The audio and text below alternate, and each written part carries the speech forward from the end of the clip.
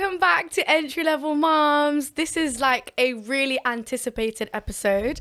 Today we have a new guest and I'm going to introduce her in a second. But first of all, to my dear friend who I haven't seen in how many months?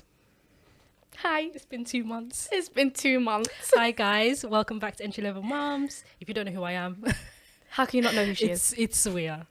And we're so excited to be back. I'm so excited. And we have a special guest.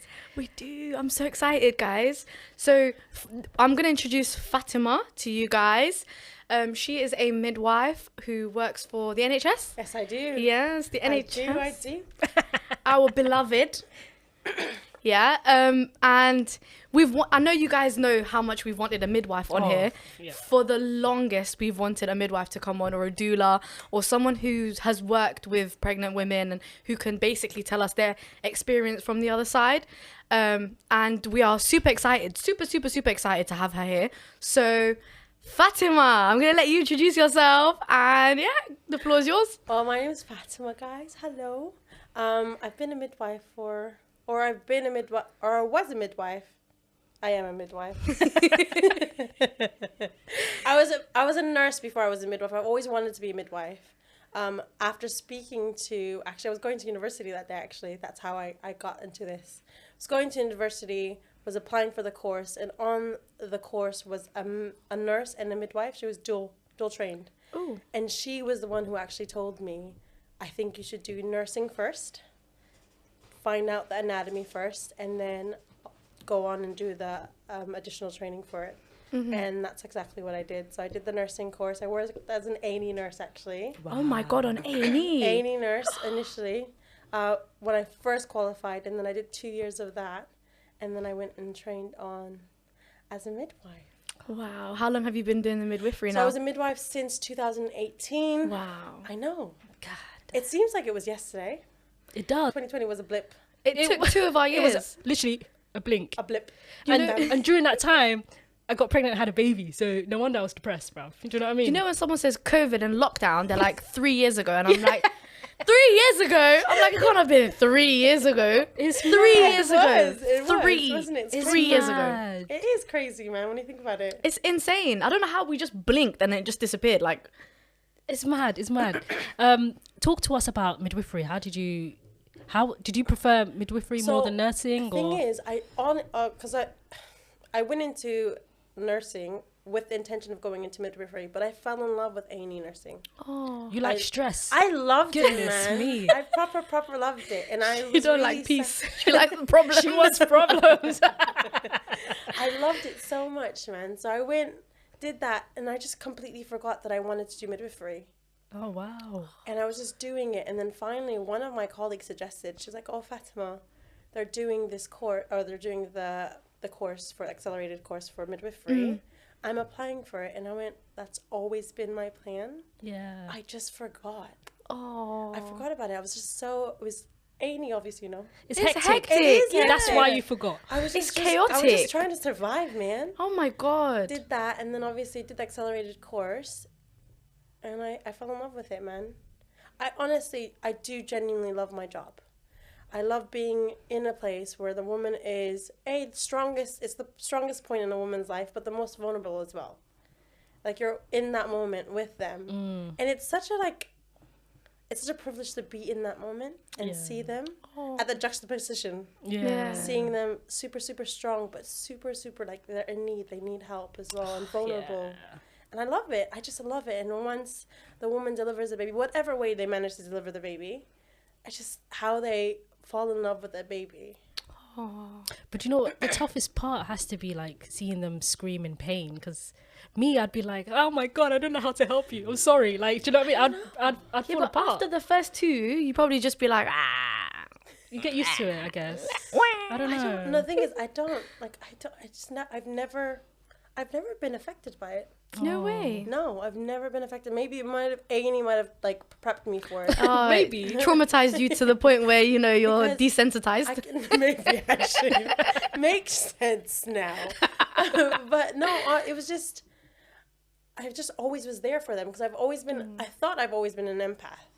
Yeah. So I've always like, oh, just trying to be there for the women while they're shouting or while they're in their transitioning period, especially obviously when they're about to deliver. Yeah.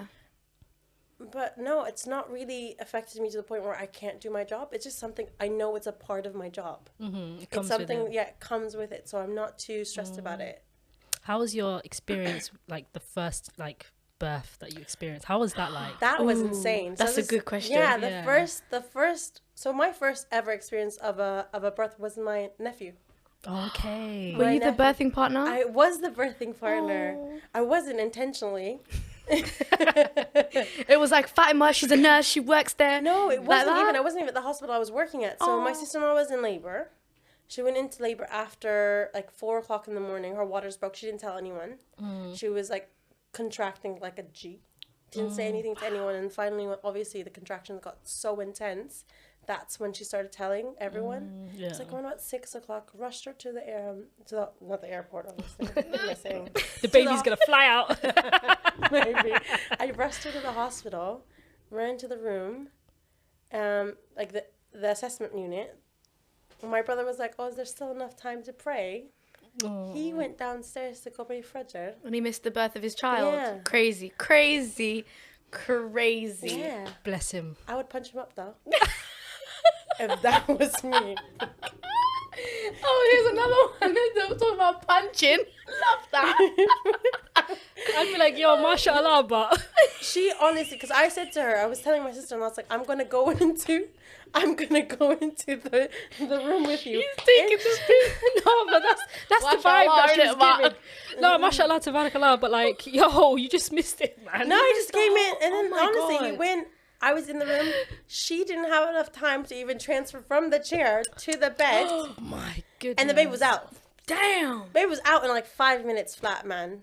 Oh wow. It was intense, man. Wow. It must have been super intense for her because I'm saying like she must have been like No silently laboring. epidural? No epidural. Not enough time. She was was like too she was quick. crowning. She was crowning in the waiting room. So they must have thought that she's obviously not about to have the baby. They were Crazy. letting her sit out Was there. it her first baby? It was her second. Oh, okay. was her Usually second with the baby. first, they're always like, yeah, it's gonna take some time. They don't really listen. They don't really to, care, No. innit? I feel like. So yeah, they Oh, no offense. We're talking. don't worry. None of them are here. That wasn't no. That's true. Actually, actually, So I do agree because honestly, when I wasn't a midwife at that time, I was an A&E nurse, and I was like, what is going on? Like, Yeah. why aren't you assessing this woman? Now, obviously, I'm a midwife. I understand that. That's like being in a room with a police officer and going, all police officers are horrible. Yeah, I don't like Why offense. that? It's not awkward. Honestly, I had the exact same thought process when I was there. Yeah. I was like, this woman's laboring. Her baby's about to come out. Damn. I'm not going to name any names because obviously I work at the hospital now. Yeah. One of my colleagues at the time tried to do an assessment there in the waiting room. Not In front of like a cube- everyone? Yeah, there was not anyone there. It was like, Oh, okay. but there was one Jewish woman and the paramedics, and she tried to lift up her skirt Oh, my in God. front of that woman, and I was like, no, get her a room. Yeah. They got her a room, and literally by the time they put her on the bed, they could see that the baby's head was out. So there was no my time for anything. Yo, your sister-in-law is a G. She's a G, man. She's a G, That's bro. why she had another baby afterwards, man. Wow. God. She had like a baby 1 year She's a afterwards. G. It was like, that's why, because you sneezed the baby out, Yeah, man. I swear to God, if the labor was that quick, was it quick for the second time as well? The second time was, I was her midwife that time. Oh, wow. So I was her midwife the second time. I went, had my training. You know that was going to be one of my questions, right? Like, have you ever been a midwife for one of your family members? I was a midwife That's for so sick. my sister-in-law and my sister. Oh, that's so amazing. Yeah. So I delivered my nephew and my niece. That's crazy. I know, man. That's beautiful, man. That's It is so beautiful, but the cow didn't even name the baby after me.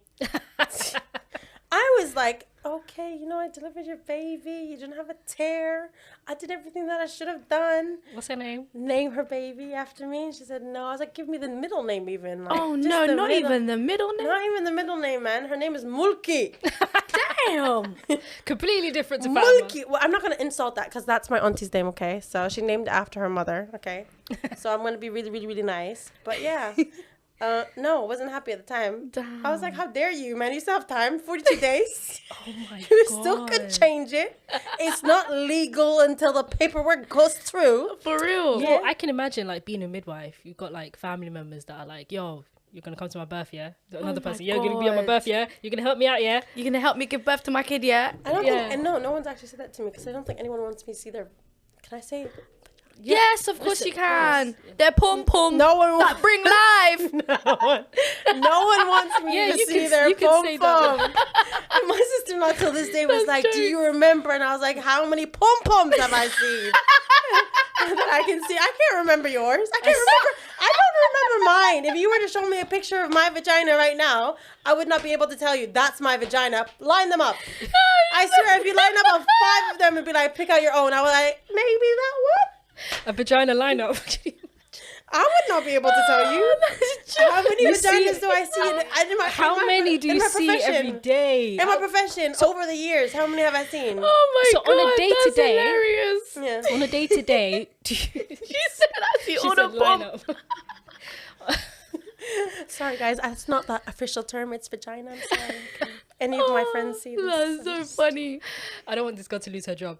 Like vaginas. Sorry, NHS. Sorry. I'm really professional when I'm at work. Okay. On funny. a day to day, is it like how many people do you see, or do you stick to one person? So on delivery suite, so if you're coming in, you're on average you could technically see two women in labor. However, that's like a very busy day. Wow. On average, if you're going to see one, that's a really good day. But on like a very busy day, you could potentially see 3. So in like September, when it's like your busiest month of the winter, year. You know when I say winter is coming, have you ever watched Game of Thrones? Oh yeah. Winter is coming. In August, they're like winter is coming. Bruh. Is that the Winter- busiest time? I think run about Yeah, December. it's all the 'cause New Year's babies, isn't it? New They were Year's all baby, conceived but on New also a Year's. lot of them are conceived in February. Valentine's Day. Valentine's babies. Not that I want you guys to stop, just continue because I'd still be like, I need my money and I need to work. I need to be working, so don't stop Valentine's Day. But yeah, most of the time. And a lot of COVID babies, man. Yeah. COVID babies. Yeah. As you know, a lot of them I were... mean, what else do they have to do when they're just sitting at home there doing was nothing? a lot innit? of there was an influx of babies born in after March, how many 9 months, like around about December, right? Yeah.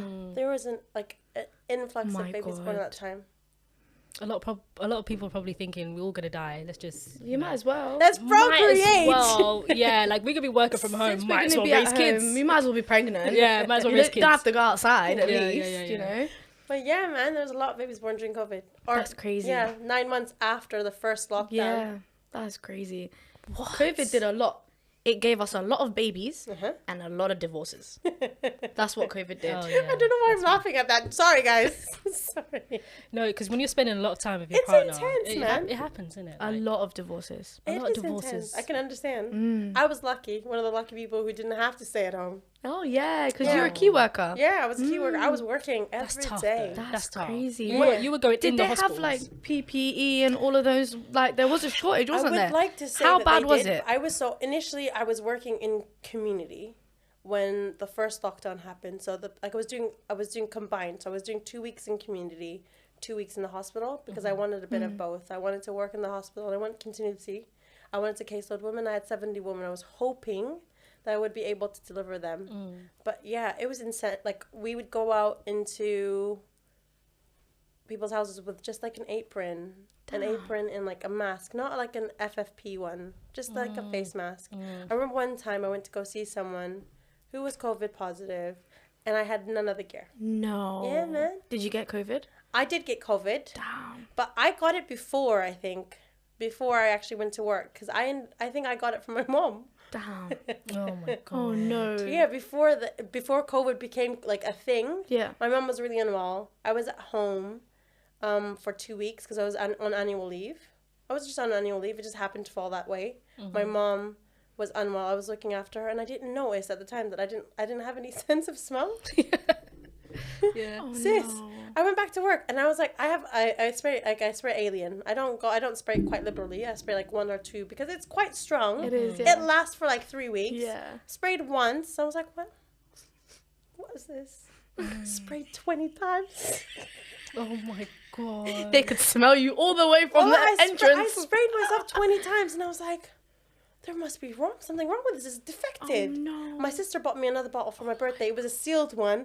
Opened that one up, sprayed another 10 times. Yo. And I was like, You know when there you must walk be past something Oxford wrong Street here. and the Arabs, you can smell them and they're like all the way down the road, but you just smell them now. Yeah. the It's oud. like that. Yeah. I was spraying. I was like, nah, man, it's not a defected alien. My What is God. this? I went into the car. I was driving with my friend. And I was just like, yo, can you just smell my wrist and just see? And she's like, ooh, She's it's probably quite like, strong. whoa. It's quite strong. That's I rolled powerful. down the windows then because I was doing some research the day before. And I was like, loss of smell is one of the symptoms. However, it wasn't officially a symptom. It was the early stages. Oh, Yeah, Yeah. it wasn't it was March. It was like, Yeah. I think it was only in like July where they made it an actual symptom. Yep. And I that's me think up. I had COVID as Yeah. well, you know. So Yeah, yeah. after Hannah was born, my daughter, after she was born in January, we went back to Birmingham after the 40 days. So we went back around 8 weeks later. Around about her 9th week, I just got so sick. And I don't know where I got it from. I have no idea. But probably her dad. But I was just so sick. Like, I couldn't do anything. And for like 3 weeks, she just couldn't be around me. Like, she stayed with her other grandmother. Like, for 3 weeks, she just could not. Like, I was so sick. It was really bad. Did you have an antigen test to find out whether or not you had COVID? I didn't even know. Like, I don't even know if then there were even actual symptoms. The early stages, I don't think we couldn't test ourselves, innit? Yeah, there was no like testing or anything like that. Because we only had an didn't antigen exist, test in the hospital. Yeah. Yeah, and then that's why I get confused. No, we didn't have them at You home. guys are civilians. Yeah, literally. Yeah, like literally. we didn't have any, and I was just ill for like 2 weeks. No, Like it hit me insane. so bad. Because I think they were initially like giving out tests, but then they stopped. Like you were allowed to go to the hospital and get tested, but then they said no. If you have the symptoms, stay at home. Yeah, don't come to the Yeah, don't hospitals come to because the you want to make hospital. everyone else sick. Oh my God. Damn. I'm convinced I had COVID before COVID even hit the news. Yeah. I think it was A like, lot of people did, like you know. December 2019. Yeah, a lot of people It's did. possible. I had the worst flu of my life. You know when like your whole body's aching, you got a migraine. I was coughing. Oh my god. I remember my sister came to bring me like soup or whatever. My mom, bless her, every time I'm sick, yeah, she sends my sister to bring soup. So my sister comes and she was literally like, oh, you look like a ghost. I swear I went grey. Like around my eyes was like, oh my God, I looked. That was so the weird. worst. Mosquito. And then 3 months later, they talk about COVID, and I'm like, I definitely had COVID. I definitely That had was it. the time. Oh my god. Nah, sorry, man, that was mad. COVID But is mad, man. it was It disgusting. was weird. It was Just think about disgusting. it, like, Do you know what makes me sad? It's the fact that we were literally in it and we were like, oh, it's now first an epidemic, now it's a pandemic. Yeah. We don't know what the future's gonna look like. We don't know what's gonna happen. And then 2 years later, it's gone. Don't piss me off. Yeah, the news is not even talking It should about have it. at least stayed for another 5 years. 2 years later, it's gone. Are you joking? Yeah. They made it a whole thing. I wouldn't have got vaccinated if I knew that. I think actually no. Let me not say what I was about to say. Oi. I lied. Let me not say. I really do want to keep my job. No after comment, no comment. Wait, what do you know? What do you know? this. No. Imagine she said something Don't about worry. the vaccine. Nothing about the vaccine. No. When the cameras stop rolling. Yo, tell us off camera. I'm scared. Goodness me, I'm so hot. Let me take this off. All right then. I have a question though. Ask away. So, in the email you sent us, Yes. because she sent us an email and basically gave us like a little bit of a breakdown, and you said something along the lines of, correct me if I'm wrong, Sawia, because my memory is not great. The experience watching women giving birth compared to your own, Yep. because we haven't touched on that yet. No. So Fatima has a son. I'll let you tell us about that. Oh, yeah. Yeah. First tell us about the email, and then, yeah. So basically, I saw your account. I must have been complaining. The algorithm must have heard, and that came up, and I was like, literally everything that you guys said in any of your your podcasts resonated so much with me. But also, it was just like a funny spin on it, and I was laughing. I was uncontrollably laughing, and I was like, nah, I need to get into contact with these people because I need to speak with them because I've always wanted to do a podcast about this because it's so funny being a midwife, being pregnant. Nothing prepared me for it. That's mad, isn't it? Nothing prepared me for being pregnant. of all of the occupations, this should have been the one that prepared you And for it. that's what I get. I get that response from every single one. Every single person I've told, I was like, I could never, nothing could have prepared me for this. Like nothing. It was it was intense. It was wild. Pregnancy, wild.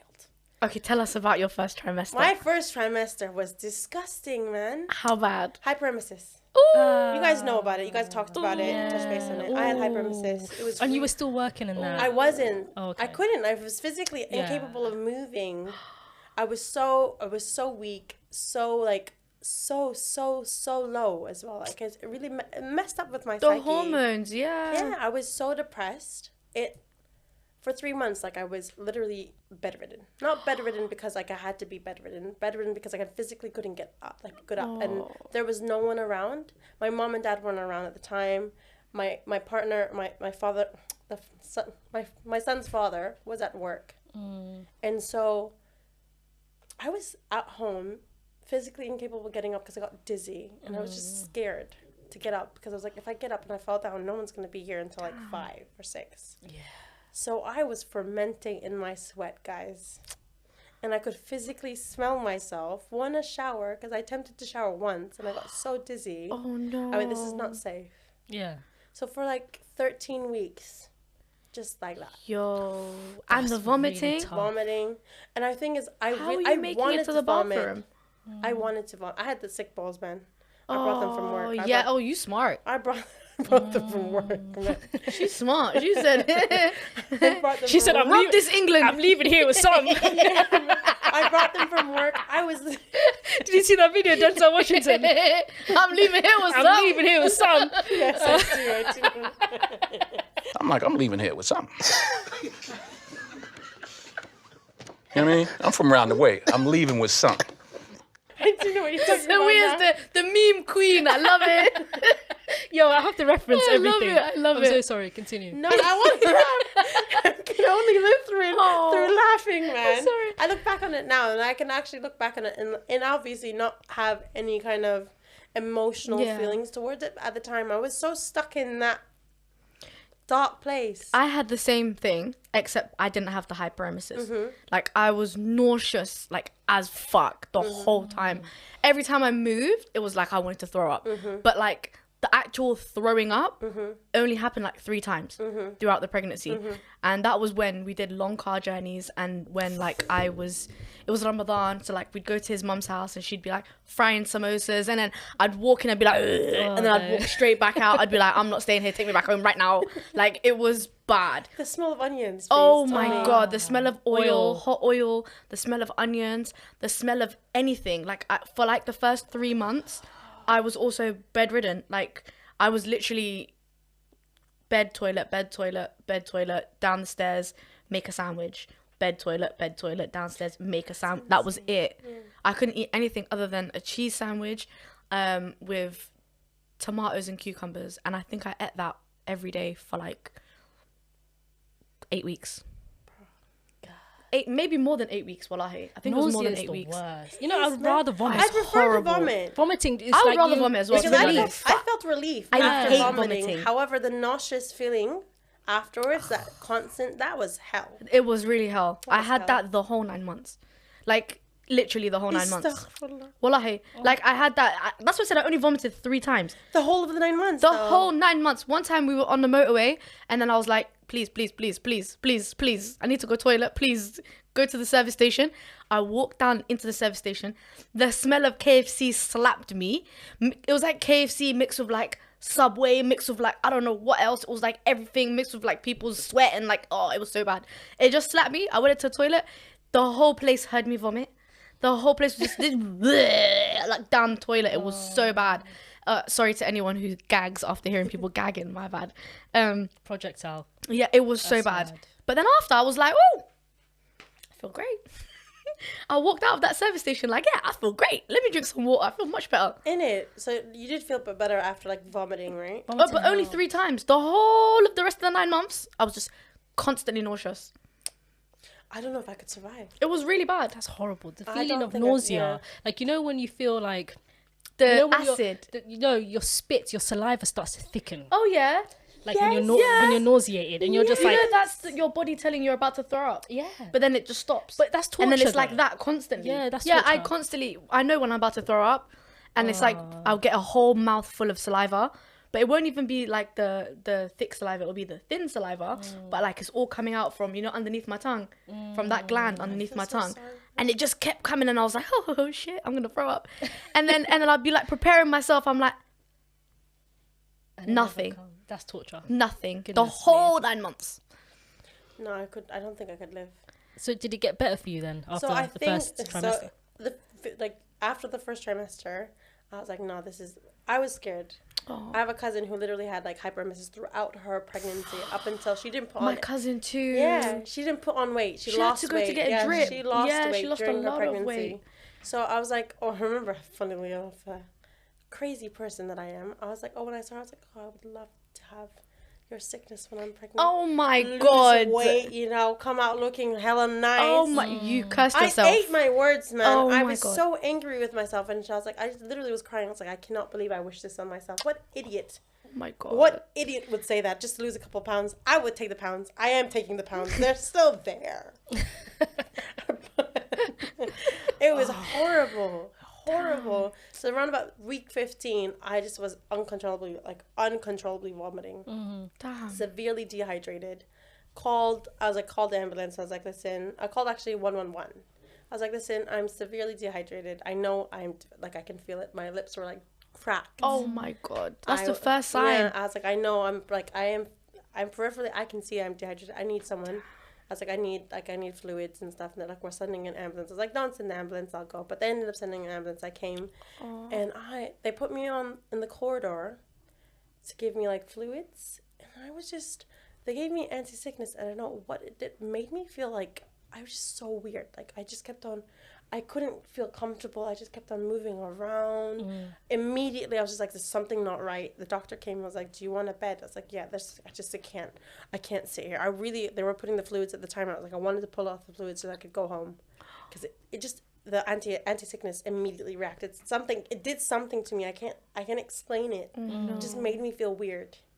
After that, though, it gave me 2 bags of fluid, anti-sickness to go home with. I was fine. Week 16, sorry. Damn. And that was it. And I was fine. And I went back to normal. I went back to work shortly afterwards. You went to work pregnant? Yeah, I was working. 12 hours? Yeah. You crazy. I went back to work. I was working 12 hours. You and I was working in the most highly, high risk women. I was looking after high risk women. Oh my god. High risk women in their pregnancies. I was looking after women who had epilepsy. Anyone who had preeclampsia, who had arterial lines. Like, I was looking after really sick women while pregnant. How was that like? Because it's like you're pregnant Did that not and fuck you're with looking you? Yeah. after another pregnant person. What did that do to you mentally? Because now it's like you're both experiencing the same thing, but I had to detach myself. I think I would have gone crazy if I dwelled on it too much. Damn. If I thought about it too deeply. Because you have to be able to disconnect. Because you're seeing all these complications. I'm seeing these complications, but even in my pre-existing working in midwifery, you have to be able to disconnect because you have so much. You're taking on so much on a 12-hour shift. You have to be able to disconnect, go home. So I had to compartmentalize. I never associated that woman with me. It was, she's unwell. I'm looking after her. I happen to be pregnant. I never once thought this could be me. Oh, good. Never. That would have why. really messed you up if you did, wallahi. I never once thought, and I don't know what, maybe that's a survival mechanism. That was maybe me protecting myself. I never thought about the woman. I think the only time I thought about women is when they were having cesarean sections.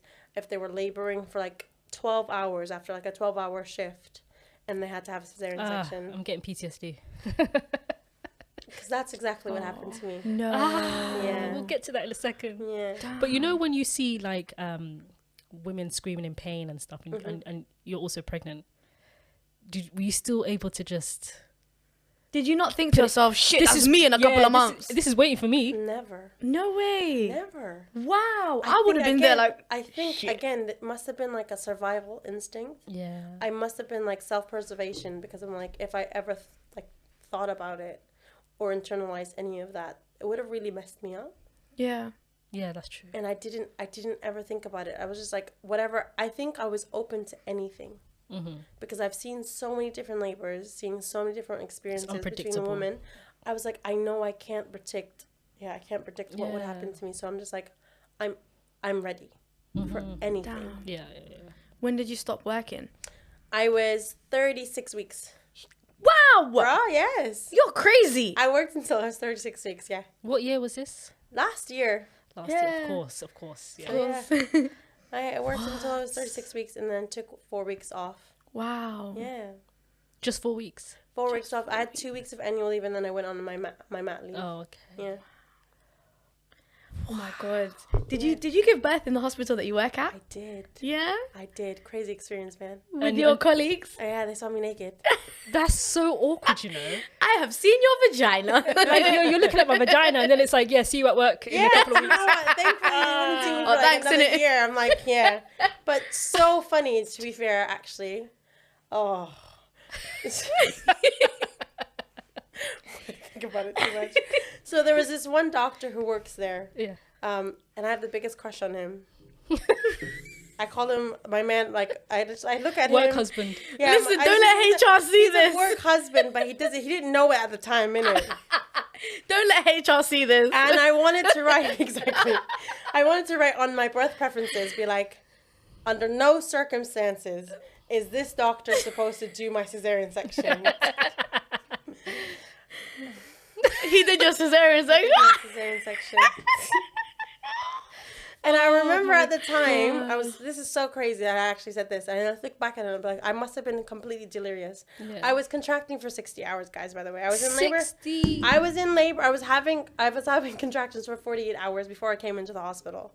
My mom was the one who physically put me in. She's like, you have to go to the hospital now because you've been contracting for 48 hours. And I was just like, I know this is not, like, I'm not in labor. Like, I still have a long way to go.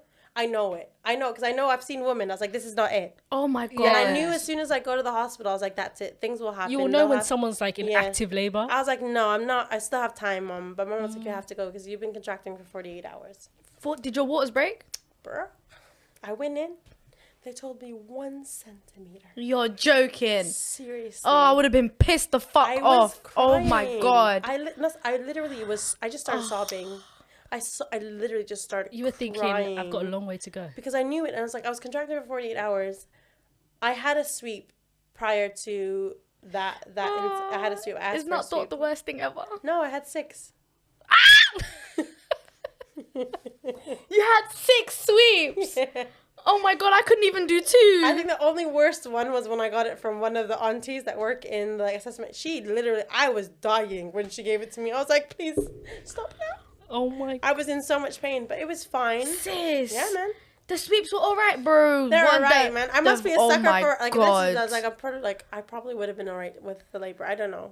Maybe. I don't know. Yo, the lady that gave me a sweep, I actually screamed in her face, and then Some she people got might have stressed. rough hands though. Yo, bro, she got stressed. She was like, I can't deal with this anymore. And then she pulled her hand out, and I was like, bitch, thank God. She was literally like, you're shouting too much for me. I can't do this anymore. To be fair though, whenever I give someone a sweep, I'd be like, listen, at any point when I'm giving you the sweep, if you want me to stop, you tell me to stop. Because I can't physically continue. I can't continue without your consent. Yeah. So I have to be like, I'll tell them like, it's not going to be comfortable. But at the moment that you can't handle it anymore, tell me to stop. But also I give them like a pre-warning. Like it's not the most comfortable thing. Mm-hmm. I've heard. Because at that point, I had not had one. I'd not had any sweeps. Snap. So I'm just going off people's experiences, like Right. from what I've seen empirically, I can tell you that it's not the most comfortable thing. So just in case, like it's not comfortable or it's not going to be comfortable, just so you know, pre-warning. Yeah. But if it gets too intense and you want me to stop, you tell me to stop, and that's it. You see, I wish I had you as my midwife. I wish you came to my hospital. Literally, tell me which hospital Doctor. after. Oh, Yeah. really, doctors But and literally, midwives? when I was being induced, I got the balloon one. Have you heard about that? Yes. Worst pain of my life. They gave me the gas and air for it, and the woman before she started the induction, she was like, I said, is it going to be painful? She was like, it's going to be a little uncomfortable, right? So when she was doing it, I kept screaming, saying, stop. This bitch didn't stop. Oh my god. And I had the gas and air, and I was just like, I was all over the place. That's abuse. That is abuse. That is technically abuse. Is it? That Oh is. my God. See, this is why we needed a midwife, you know, That- because I didn't even know. I thought it was, That's she had to abuse. do it. No, it's abuse. The moment you tell her to stop, she has to stop. Oh She's my legally God, I was saying- obliged to stop, guys. I was At crying any and point, screaming. yeah, at any point you guys want any procedure to be stopped, you could be like midway to the cesarean section, and you're like on the table and you don't want it. You could tell them to stop. Yeah, but you know the pressure that they put on people. I understand. It Yeah. makes you feel like you don't have that option. You have that option. You always have the option to say, anyone who's listening to this, if at any point you don't want something to be done, you tell the person to stop, and they're legally obliged to stop. Anytime they touch you, if they're doing a sweep, it's a form of abuse. You can sue. You see, that's the thing. It's the awareness, and you don't know your rights, and you don't know like what is like You could the actually correct call the procedures. police, though, actually, That's 'cause crazy. It's a form of abuse. You could take legal. You should take legal action. You know, I was actually gonna ask Oh you. my God. Yeah. Sorry to interrupt your labor story, but I was actually gonna ask you if somebody within, I think it's like 10 years after they give birth, if they have like 25 actually. is it 25? I think it's 10 years and then 18 years from the baby. Oh wow. Yeah. If they had a traumatic experience. I don't know about traumatic experience. If there's any like physical Yeah. things that happen as a result. But you can also go back and do, I think it's called, what is it called? The supervisor of midwifery or something like that? Yes. It is They that, don't right? have the supervisor of midwifery anymore. They've changed it. To what? They've changed it. They've given it another title. So every trust has a different thing. But there's no more supervisor of midwives. Because it was a thing where you go there and then they sit down with you and they go through your notes with you, and then they'll highlight to you what decisions were made and why they were made, and if you have a problem with it, then you can escalate it further. Yeah. But they have a different name for it. Yeah. I think it's in my emails somewhere. I'll have to have a look. Can you pass me my phone? Is it yours? Yeah. I'll ask you another question, Fatima, Go on. since you're here, because now you're making me think. Go. When basically I had to get induced like 3 weeks early Okay. because they were suspecting preeclampsia, so I Okay. had like high blood pressure, but I was completely fine. I wasn't Right. right. And then they chose the balloon method. They didn't give me any option, and I just went with it. Every trust has different things, but our trust we don't offer the balloon method in my trust. When I tell you that was worse than the contractions, like I'm not even exaggerating. Like what she was doing to me, that felt worse than the contractions. So in our trust, we wouldn't even give you the balloon. We'd offer. Because it's bad, right? I don't know. But I've not. It's We don't do torture. the balloon in our trust. I think they used to do, but they stopped it. It's not something that we do anymore. I found the name. They changed it to professional midwife advocate. Yes. Oh, okay. Yeah, because I was actually speaking to somebody about this the other day. I was in a meeting with who was I in a meeting with? I was in a meeting with someone that knows about like the maternity side of things in hospitals, and I did ask her. I said, if someone has come to me and complained about their experience and has had a traumatic experience, what can be done? And she said it used to be called the supervisor of midwives, where they do that whole procedure, but she said that they've changed the name now, and I couldn't remember it, but yeah. What did I just say it was called? Professional Midwife advocate. Professional midwife advocate. Yeah, you can go to them, and then they Matting. go through your notes, and then they'll basically I don't you can remember escalate her it. name, but I know her face. Maybe another lineup. Midwife lineup. It was her. No, I definitely remember her face. I remember her face. Because the But- same thing with me. I Was had a it traumatic midwife that did incident. that, or is it a doctor? Do you know the thing is, so this was when I was admitted, and she was doing the induction. I don't know if that was a nurse or a midwife. I get confused.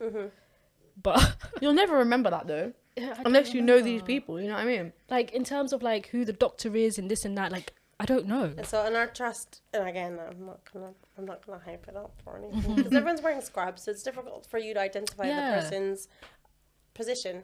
Yeah. Oh, we have lanyards that clearly identify. Yeah. Okay.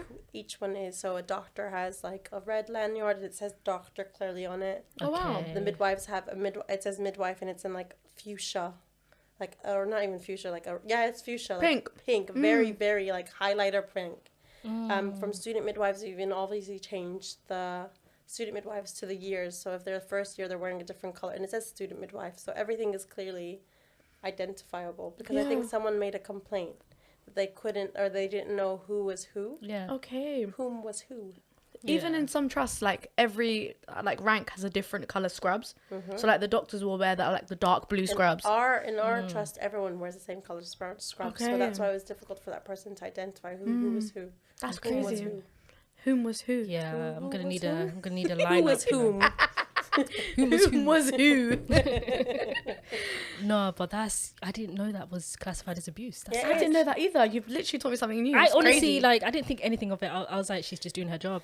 You know what it's happened to physical me? abuse. If you tell the person to stop, it's stop. It's hands off. You This need to bitch do kept them. saying, "I'm almost there. I'm almost there." No. Do you know what the one That's that really done sad, to me? Though. I'm really sad, but like I swear, by the hate- time when I she hate- was done, yeah. I was, you know, when you're just like, I was Fuming. so violent Oh because my bear in God.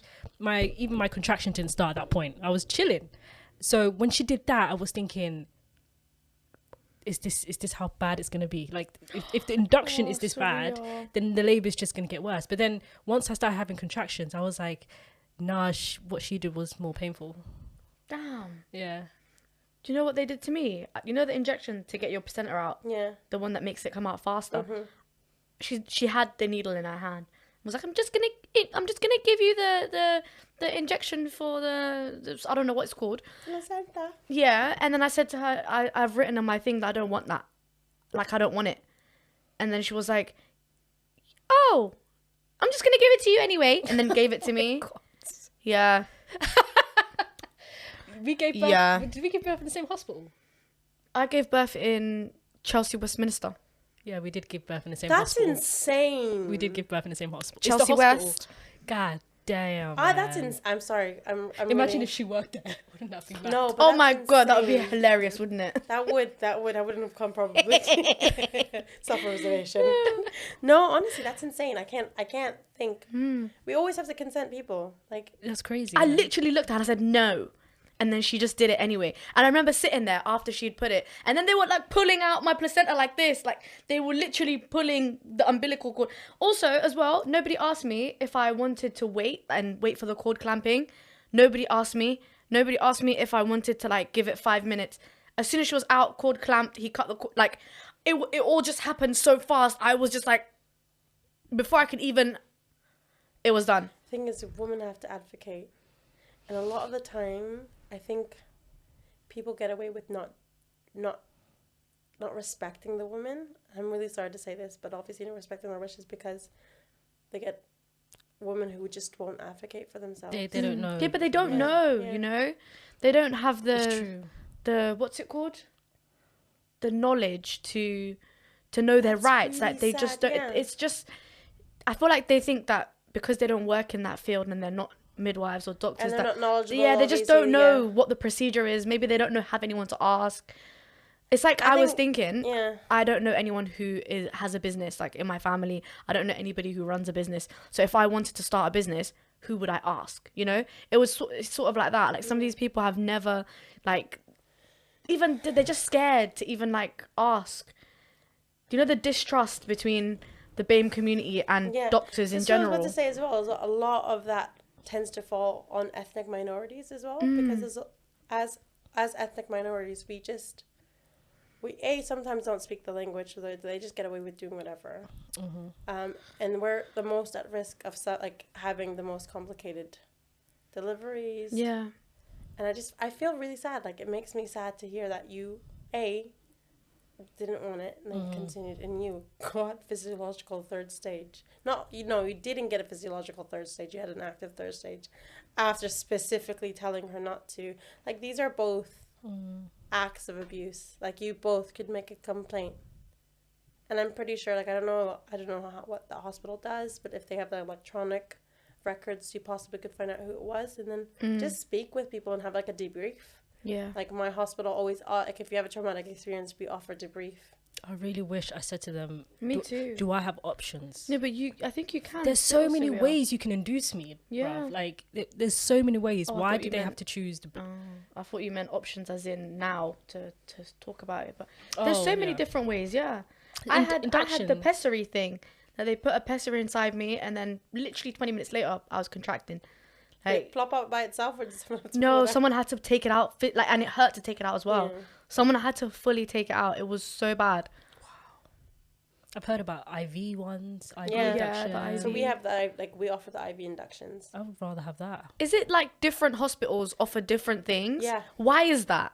I don't understand. Maybe they've done like research, and it's obviously, as I think, it might be like finances as well. Yeah. Like, what is the most? Oh. I'd like to think that like I can't understand why it would offer. Like, we don't have like a standardized care for every hospital. It should Yeah. be the case. That Yeah, isn't. they should have like something that everyone offers. Yeah.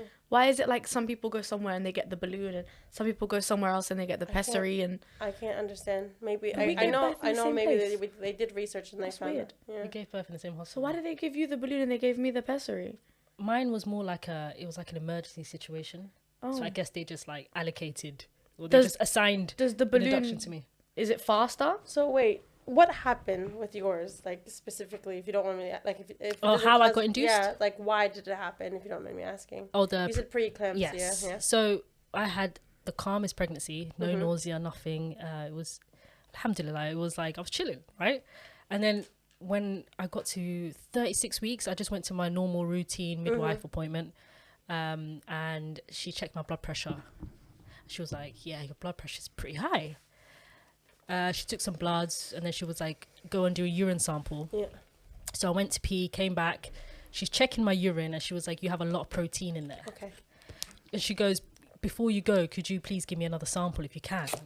I said, "Yeah, I'll try." So I went back in the toilet, peed again, gave it to her. She checked, and she was like, "Yeah, there's quite a bit of protein. I'll send it off to the lab, and I'll let you know if there's a concern." Yeah. So I remember that was on a Friday. Yeah. I went home. I was expecting her to get back to me by Monday, but she messaged me on a Sunday morning. Sunday. That's what blew That's my mind. odd. I was like, Sunday? This girl's at home, probably. But she was like, "Hey, sweetheart, I booked you an appointment for Chelsea Westminster tomorrow. Go alone," because this was early 2021, Yeah. and go and see a doctor. And I thought, this is bad. This is pretty bad. So me and my husband go to the hospital, but he had to kind of stay. He couldn't come in with me. He had to stay outside. That's insane, man. And they checked my blood pressure. I had to go through a process. They checked my blood pressure, and then they had to do a scan to check the baby. And they were like, the baby's measuring smaller than usual. Okay. So that was another sign. And then, well, not in general, but it was more like the stomach was smaller and the head was smaller, but everything else was fine. And then they took me somewhere else and they started monitoring the heart rate, and they told me to press a button every time she moved, Yeah. things like that. So I was going through like the process, and then I got to like the final stage, like the big boss. I went to the doctor, and that was in a birth center, and I'm like, what am I doing in the birth center? Okay. And then they were like, listen, like based on everything that's been going on, we just want to ask you a few questions. Do you get headaches and do you get nausea? And I'm like, no. And he was like, are you sure you don't get headaches? I said, no, I'm good. And he was like, you've got high blood pressure and you've got protein in your urine. The baby's measuring small. It's giving preeclampsia. It's given preeclampsia. And I was like, damn, this is scary. No. So at that point, my mum and my husband was there, and he was telling me all of this, and my mum was outside, and I was like, I don't give a shit about COVID at this point. Yeah. I want my mum to be in here because I don't even know what you're saying. Yeah. I didn't even know what preeclampsia was. I'm not Yeah. gonna lie to you. I didn't even know what it was. So my mum comes in and he explains everything to my mum, and then he was like, "Listen, like the baby has to come out. That's the only way we can just nip it in the bud." So they told me to go home, get my bag, come back. They admitted me in, and luckily a few days after that, that's when I hit 37 weeks. Yeah. So she was like fully cooked and everything. And then they decided they were going to do the balloon method. And obviously I had no idea what Yeah. it was. I didn't know what to expect. I was like, yeah, okay. So they induced me, worst pain of my life. And when they did, my mom was actually on her way. So she completely missed it. By the time she came, there was like blood on my bed. And I was like all shaken and shit, and I was like, oh you missed it, they induced me, it was so painful. Like I was just, and she was like, what the fuck? And they had to give me painkillers and everything. My contractions actually came within an hour. It came pretty quickly. It was quite mild at first, like strong period pains kind of thing. Yeah. And I was contracting. That was, I would say, from 10 or 11 a.m. That's when it started. I didn't get the C-section until 6 a.m. the next morning. So it was pretty much that whole day and overnight. Crazy. I was contracting. And then my labor wasn't progressing, basically. So they basically said, you're still at 4 centimeters. It's been more than 12 hours. The baby's heart rate's dropping. So we're going to have to take you for a C-section. No. Oh my God. At that point, I was so defeated. I was like, you know what? Just do what you got to do. Do what you got to do, man. I'm tired, bruv. But when they gave me that epidural and I felt nothing, I was like, this is nice. This feels good, man. Life with no pain. Like, this is mad. You know what I mean? Have you spoken to anyone about that? Like, so yeah, like afterwards, like, did you have a debrief? Did you ask for a debrief? Did you know that I didn't even know that was available as well. You know what it is, Fatima? I thought that's just how things go. Yeah. Like, that's how I... This is really sad. It is really sad, very honestly. sad. Oh, you didn't even... I don't think you even know about my health visitor not coming. I'm sure you've seen that episode. No, I haven't. Oh, my health visitor didn't even come. That's another thing. Come for what? For The 6 weeks. To see the 6 week checkup, yeah. Wait, what do you mean at all? She didn't turn up at all. Not at all. And this but- is when I was wait, in the 6 pits. weeks though. After, this is postpartum. But 6 weeks, I don't. Why 6 weeks? There's like a 6 week, it's like a health visitor Yeah. that comes to the house at like 6 weeks later. Yeah. You didn't get that? The thing is, like, it's within the first week. Yeah. Oh, yeah, So I they had- my come midwife within the came. first week. She came, but It's she was supposed to like, come 6 weeks there's a later as 6 week one. 6 week checkup. The health visitor doesn't do that for us. You go to the GP. No way. You go to the GP. Yeah, you guys go to, like, are we off? Like, it's a 6 week follow up GP appointment, and it's a head to toe check for both you and the baby. Oh. It's so weird how things are done in, like, different boroughs. Is it because of COVID then? Must have been. Because they were supposed to come to me. They were supposed to come to the house. No, because, like, even in, like, during COVID, like the highs of COVID, they ended up just pushing it back because obviously at 8 weeks the baby gets the immunizations, right? Yeah. So they just instead of getting the 6 week follow up, it would be the 8 week follow up with the GP with immunizations. Yeah. There wouldn't be. It wasn't a health visitor.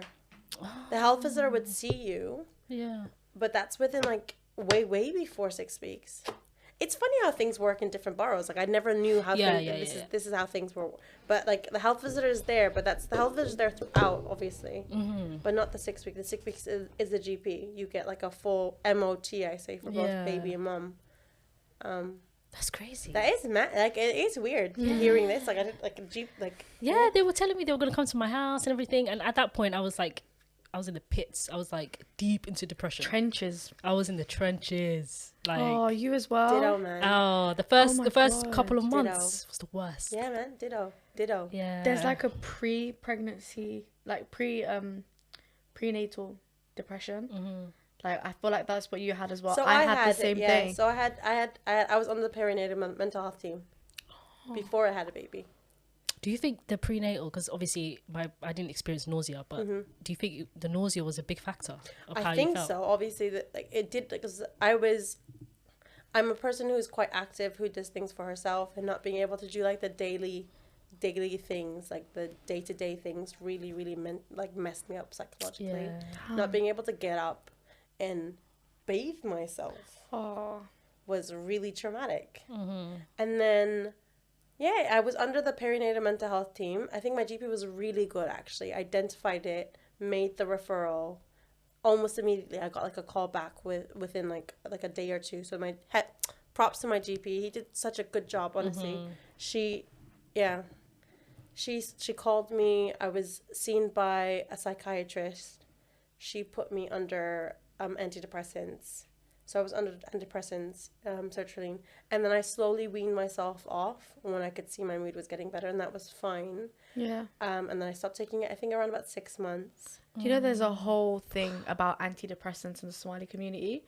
It's like people will go to the GP and they'll get prescribed them, and then everyone will tell you not to take them. And most people actually don't take them. You say that, you know what? My partner didn't believe in mental health, and he's from Spain. Wow. Yeah, he's Spanish, Spanish. And I was having low moods, and I'm really sorry, Bubs. Like, I'm really, really sorry. But he said, depression is a first world problem. And there's no depression in Rwanda. So for me, I felt by myself.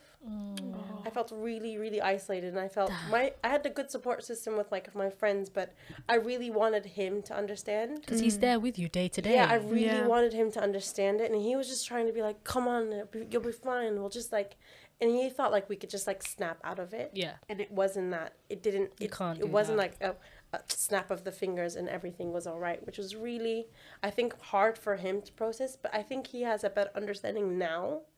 But I think it's still like, I think he has like a difficulty fully grasping it.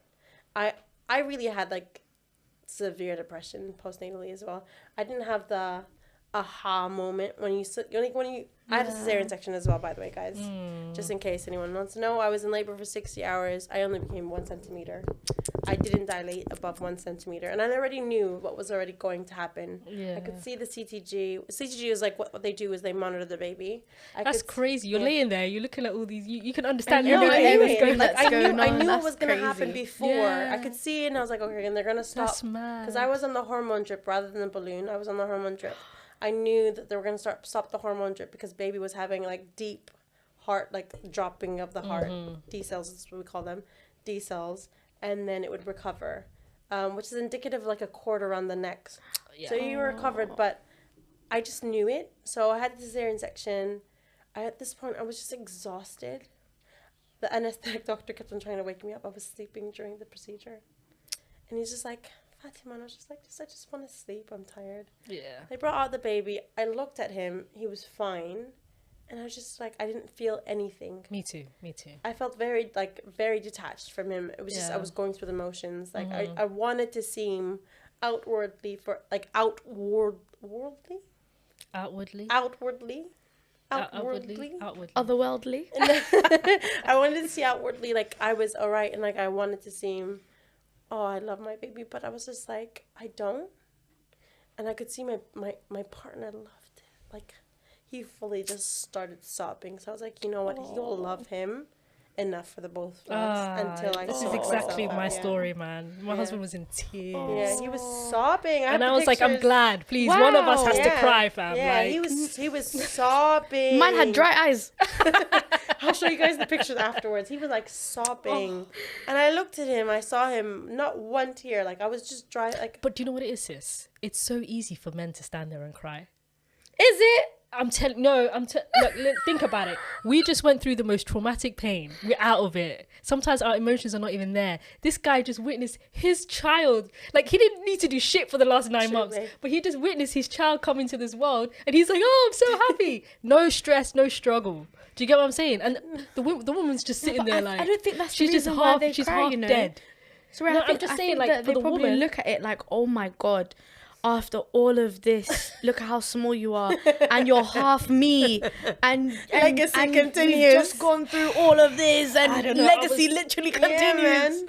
I was high Damn. off the gas and air for so long. I think for 2 days, even 2 days I after, saw I was that high. episode as well, by the way. I was peeing my pants.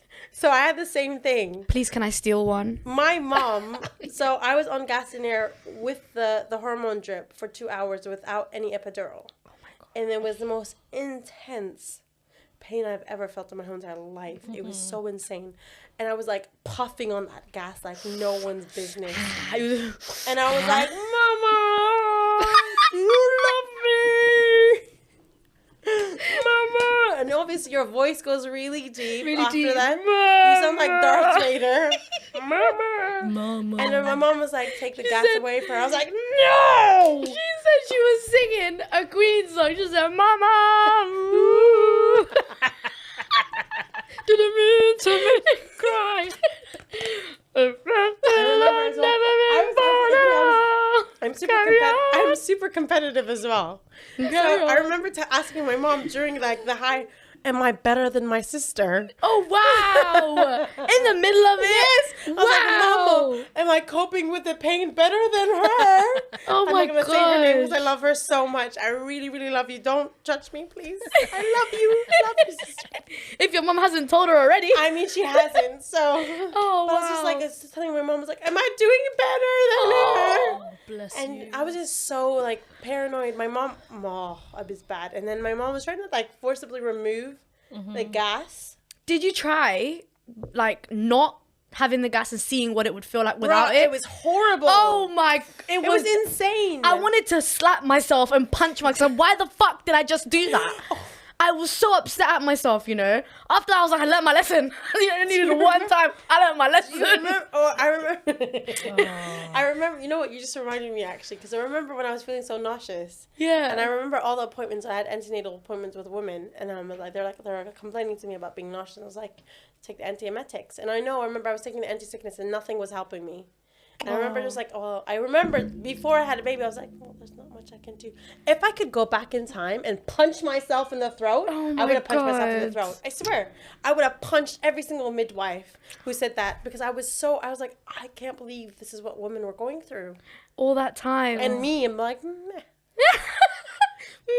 What can I do? There's not much I can do. Damn. I'm sorry, guys, man. Honestly, it was really, really hard. It was intense. But now that when I think back, that's what you just reminded me, actually. It was insane. Insane. Oh my god! Now it's like you're on the other side now. Yeah, like, I know. Yeah. I'm so empathetic now. Oh, It's crazy. And I think as well, like, going into women, like I can't medically diagnose them with depression, but I know the signs. a lot Because better now. I know yeah. myself, and I'm just like, a couple of times I went to them, I was like, I think you might be suffering from depression, postnatal depression. I was like, I want you to go see your GP. There's so much help out there for women as well. I was like, I'll make a referral as well. Oh. I will do what I need to do for you, because I've went through it. And I can only say right now, I love my baby. Like, it's been like a month or two. I can say that I actually love my baby. Because before then, I was literally going through the motions. Survival mode. I was going through the motions, and I was doing the things that I had to do just to keep him alive. I'd feed him, I'd bathe him, I'd look after him, but I had no actual deeper connection to him. No way. And my partner would look at me and be like, you don't love him? And I was like, I don't. Like, I don't love him. And I know that is the case. Like, and I feel bad saying that, obviously, now. But I want it to be, like, more, like, it's not as... I don't want it to be taboo anymore. I want us to come say things, because I know a lot of the mothers I spoke to have said to me they felt that way. And they haven't sought, like, the help that they needed, because it's, like, super taboo. No one They wants feel to talk guilty about as it. well. And mom guilt. Yeah, they It's a feel real like thing, I yeah. should love my child. Maybe I'm a bad mom if I it don't, isn't. you know? And It's not like that at all. it isn't. Honestly, It took me like 3 months to feel something. Me not even 3 months. And literally, I think I went through some of, like, I actually had thoughts of hurting my baby. Like, that's how, like, severe my depression was. The intrusive, listen, Yeah. the dark humor in me, I would be saying this, and I remember I told my partner this, and he was like, don't tell anyone. Reel it in. Say it. No, you're not going to say anything. Don't. That's I hate her so much. Tell us, please. Please, what are the intrusive thoughts? We can laugh about it now. No, we can laugh about it now. I think this is how we deal with it. Humor. That's fucked though. How are we going to talk about that and then... No, laugh? but honestly, I used to look at the wall, and I had you know the IKEA cupboard where it has like the paneling. I said, which you know the paneling. I would be like, which panel should I throw him against? Yo, I'm sorry, that's so bad. We can't But listen, laugh about this. I'm so sorry. We can't laugh. You know what's so funny? I actually sat down and I wrote a whole stand-up comedy routine. And I don't know if you remember, Sylvia, but it was a whole thing about intrusive thoughts. It was crazy. It was crazy. I had many Because I have the same. You know, if I hold a baby, I'm like, should I just throw it? Like, and even till today, but it's not like a. What did you say until today? Until today. She ain't holding my baby, guys. I worked hard for that one. I'm gonna go see my friend's baby soon. Not your baby. Not your baby. No, honestly. No, but you think those things, right? I don't know if it's just me, but it's the act of it that makes it wrong, right? Yeah. But the thinking of it. Let's not talk about them. No, because you feel guilty the for thing it is as that, you well, know, in though. Islam, right? In Islam, you're allowed to think things. You're not going to get any sins for thinking it. It's when you do it that's wrong, right? And even when you dream about things in your dreams while you're asleep, you're not going to be questioned or held accountable for it because No. it's in your sleep and it's in your dreams. The same with thoughts. Like, the only time it becomes wrong is when you do it, okay? So, I'm sorry if it's triggered anyone. Not doing it. I'm so glad. I'm so happy for you guys. Wallah. No, but the thing is, even till today, like, I literally had a thought earlier on. Like, she was getting under my skin, and to the point where I was like, I am going to throw this child out the window. My mom was like, astaghfirullah. And I was like, she's getting under my skin. I will throw her out the window. Have you guys ever, can I ask you, have you guys ever felt guilty? Or, like, have you ever felt that your child didn't like? I'm convinced my child doesn't love me because of the fact, or he doesn't know. Not that he doesn't love me, that he doesn't love me as much as his dad because he always felt that I didn't love him as much. Because my child's obsessed with his dad. Yeah, but that's the thing. They're always obsessed with their dads. Why though? I don't know what it How is. dare they? 40 weeks. Do you know, They ripped my I'll tell you stomach something, yeah. open. I'll tell you something. I thought the girls would be closer to their It's dad. an all-child thing. Bro, Wallahi, I so even swear. boys, they're obsessed with I'm their telling dads. you, wallahi, he literally stops whatever he's doing and just like turns around to run. Well, he doesn't run, obviously. He crawls very fast now. He crawls to his dad, but it's like, stop everything. Dad's here. As soon as they hear his voice, Dad's home. run. Yeah. Is it, your husband, does he work outside of the house? He works in hospitality, yes. So the way I see it is like they spend a lot of time with you. Yeah. They're used to your presence. And then they see their dad come and it's like a fresh You dirty face. child, man. I gave you everything. Because even my daughter... He doesn't know that. I gave you. I gave you my body. Oh my days, like literally. My breasts hang low now as well. I have to wipe Do your underneath my titties boobs now hang because low? they're Do like they breast wobble to sweat. the floor? Literally. No, now my daughter, she can't stand her dad. Oh, no, they go through phases. They go through phases. She is clinging onto me now. They go through phases. She's 2 now. Okay, I have time. There's still hope. Trust No, me. but boy mums, they become like this with their mums. They better. They become like better. this. No, I'm telling They you. will, trust they, me. They switch all They the will. time. I hope so, man. Even in the first There's year no for me, switching my right now, daughter man. was obsessed with her dad, but I feel like it's because she's used to me. And I don't think that's a bad thing. It's a comfort thing. Yeah, it's like they're used to you, but then when they see a fresh face, can you imagine, like, if I'm you switch sure places, if you it'll be switch the same. places- Like, so. you'll come home and he'll be like, I remember one time when I Yeah. went back to work after mat leave. I had one full day because obviously I was doing like short days, but there was Yeah. one full day, and I was like, he's gonna come back. He's gonna see me. He's gonna cry. He's gonna. My man was watching, and by the way, I love you, Miss Rachel. I really do. But I love her. I do sort of hate you, just a bit, just because. Oh my God, I my love her. son is obsessed with you. Under her I don't know if spell. you're ever gonna watch this. She yo, she liked that one, but I'm telling she you right favorited now, our video. My Oh, shout out to Miss Rachel. Miss man. Rachel, She my- clocked us. She clocked us on TikTok. Listen, I love my you, bitch. son goes into a complete trance. Yeah. Yeah. Wallahi, I'm telling you, wallahi. He pushes me. He's 1 year old, man. He does this. If I stand in his way, he pushes me out of the way. Yeah. And so Miss Rachel was on. I came into the room. I was like, Adam. Not one look at me. A whole day at work. Not one look at me. I looked at him and I was like, Miss Rachel is like crack. I'm not gonna lie. I did cry. She's like crack. I cried, man. Oh, I'm sorry. I would have cried as well. I looked Wallahi. at my friend. My friend was actually babysitting at the time. Shout out, Samia. Thank you so much, man. But she was like, I was looking. She could see that I'm crying. I'm like, she's like, oh, he's just watching. I was like, if he doesn't do this when his dad comes home, and his dad came home, what he do? Oh, he jumped up and down. Oh, man. Oh. But then again, at that point, it was Miss Rachel wasn't on, so I'd like to think it's because Miss Yeah. Rachel wasn't on. Miss Otherwise- Rachel's No, like crack. I'm telling you. She is crack, They go through man. seasons. There are some seasons where they're Crack. attached to you and they don't want their dad. Well, my And season then- better be coming. Trust me, sis. Because I've not invested all this time, had my stomach ripped open for you not to love me. She said, you gonna love me by force. By force, man. How was Not by force, man. my C-section sister? Listen. Bruh. How was your recovery like? I think it's illegal. It should be illegal, by the way. It should be illegal to discharge someone immediately one day after cesarean section. Did they discharge you one day No, after? I discharged myself. You did one day I after? can't lie. No, I was there for 2 nights, but by the second day, you know, they were just hanging around checking my blood pressure because I had the preeclampsia thing. Yeah. So they wanted to keep me in for longer, but I was like, take me home. Bro, how did you do it? Because why? Because literally, like, I'd be pressing the buzzer and they would take 15 minutes to come. Oh my Okay, God. but were you alright at home? Yeah, I was okay at home. Sis. I was okay at home, but they gave me like blood pressure tablets. And When the epidural wore off, Oh my God. can you tell me what you felt? Because when I tell you the come down for me was so hot. So hard. Oh. I honestly, I believe. I'm scared for personally, you guys. That's crazy. I believe starting off motherhood in that way, the C-section recovery, is what made me depressed. I can't lie. Because for almost a month I couldn't walk. Like I couldn't walk comfortably. I couldn't sneeze. Like, I think I didn't even say this. I never said this on this channel. I'll say it for the first time now.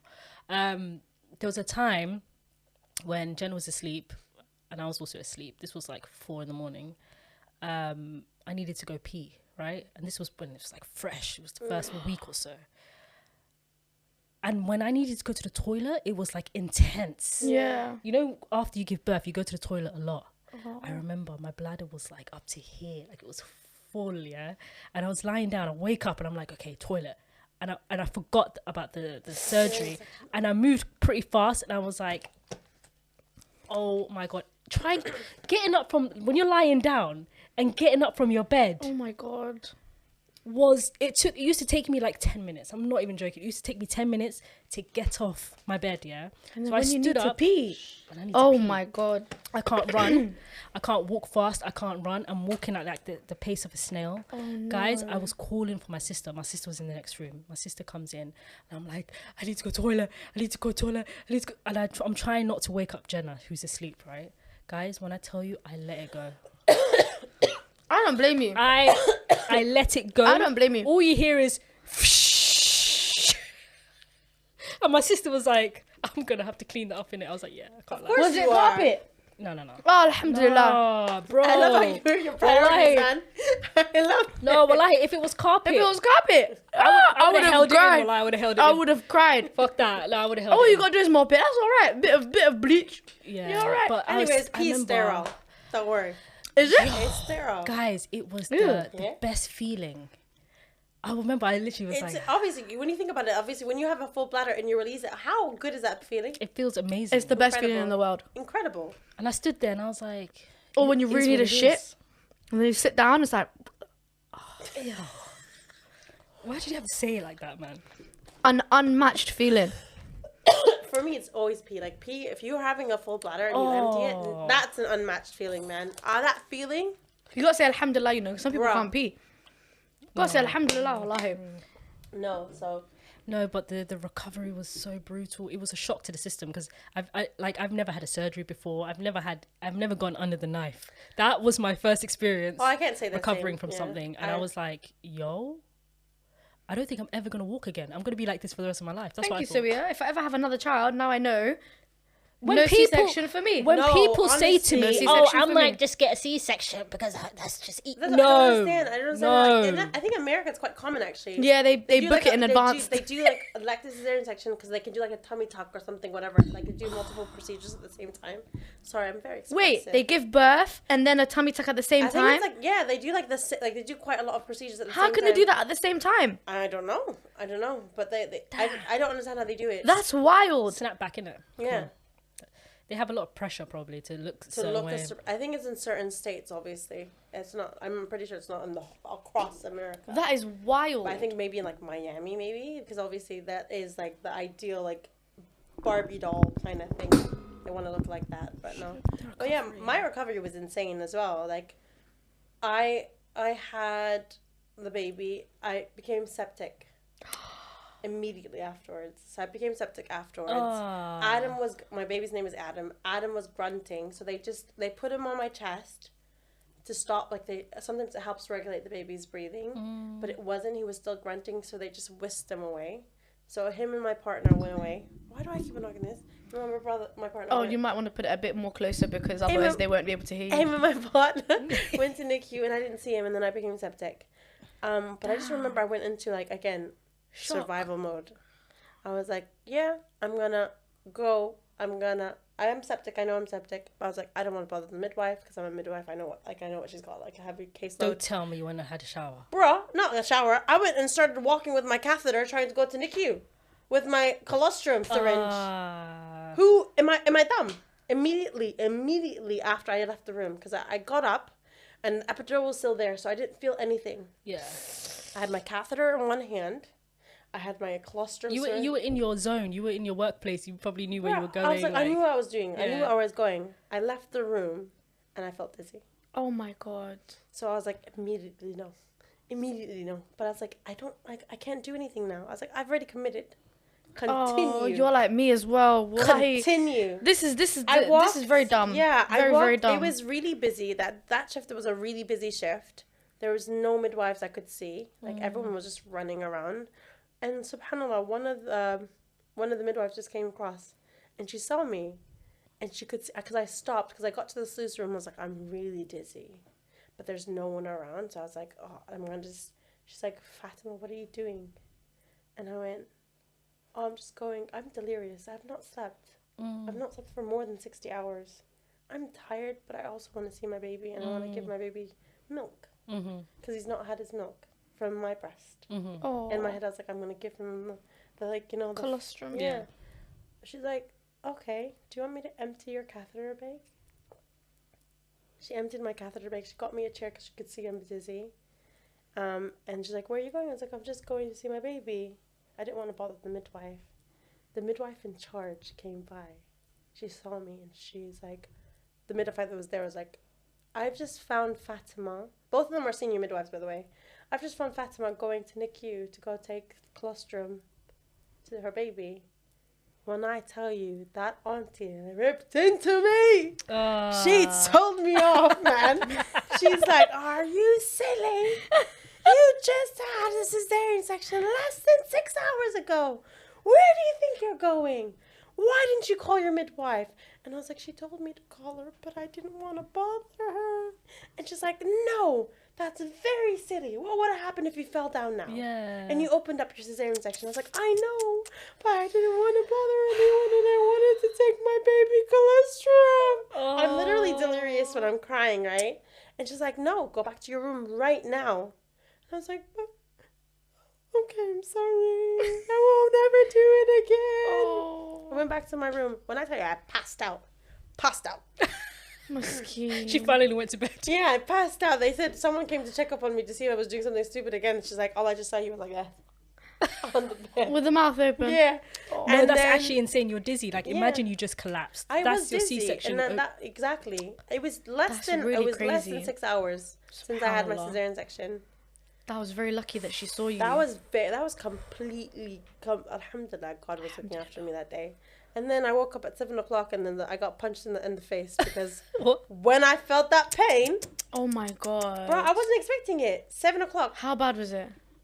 Nasra. Worse than the labor? Nasra. Oh, listen. Worse than the contractions? Nasra. They just cut through 7 layers of your skin, or 7 layers to get to your baby. They even moved your muscles like this. They've moved You know your muscles abdominal away. muscles. They literally went. Yeet, Someone moved said that they out the take way. out your intestines and put them on the side. No.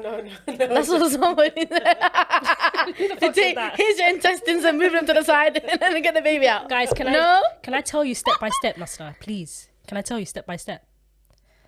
Give me a second. It's on our Instagram. Did you? Yo, that's crazy. Yeah, they cut through 7 layers. When I tell you, Major surgery, right? it's major abdominal Yeah, surgery. major I surgery. always tell anyone who's had a cesarean section before having one, I was like, you've just had major abdominal surgery. People think that it's not nothing. It's major abdominal surgery. If someone had a surgery to their shoulder or something, or to their leg or whatever, it'd be a big issue, right? Yeah. So why is it when they rip your stomach open to take your baby out that it's not a big issue, and then you can just go do whatever you need to do? Did they at least give you strong painkillers? Bro, when I tell you, I was consistent. Yeah. Every 4 hours. I was like, Amadu, give me right now. Yeah. Give me right now. What did they give you though? Codeine? They gave me dihydrocodeine, paracetamol, and ibuprofen. Yeah. I took that. I forgot that I have a prescription. Oh, thank you, just reminded me. Literally, I took that like, and even it gave me Oromorph. What's that? Oral morphine. I took that. Morphine. Oral morphine, yeah. Oh, That's I didn't Oromorph. get that, bro. I took that, man. I was like, I want the Oromorph, please. Give me the Oromorph. But because you know what you're talking about, Yeah, that's I why want- we didn't know shit. I didn't know you could take everything. You didn't know morphine, man. shit. Listen, I'm not playing no games. Bring up the You're morphine. gonna give me my meds. Well, and I swear to God, I couldn't believe, because I was there for 5 years. Oh I my don't because I had God. sepsis. My baby had sepsis afterwards as well. God. He was unwell, so he was in NICU and he was having antibiotics. So I had to stay for a minimum of 5 days for him to have his antibiotics because they were doing a blood test that checks like infections. Yeah. And one of the tests kept on going up higher, and they didn't know what it was. So they even did a lumbar puncture to see if it was meningitis, but it wasn't. He just had an infection. Sepsis is pretty bad. So he ended up having 5 days of antibiotics, and I was discharged home. But I was thinking, had they discharged me after day 1, You would have been dead. I couldn't physically, and obviously with the hospital bed, it obviously is electronic, so you can press a button, it can lift you up, go down. Yeah. I physically couldn't push myself up the bed, push myself down the bed. My partner would physically carry me. Because family, you know, we forget how many muscles we actually use in our abs. Because I know people who couldn't even like. You can.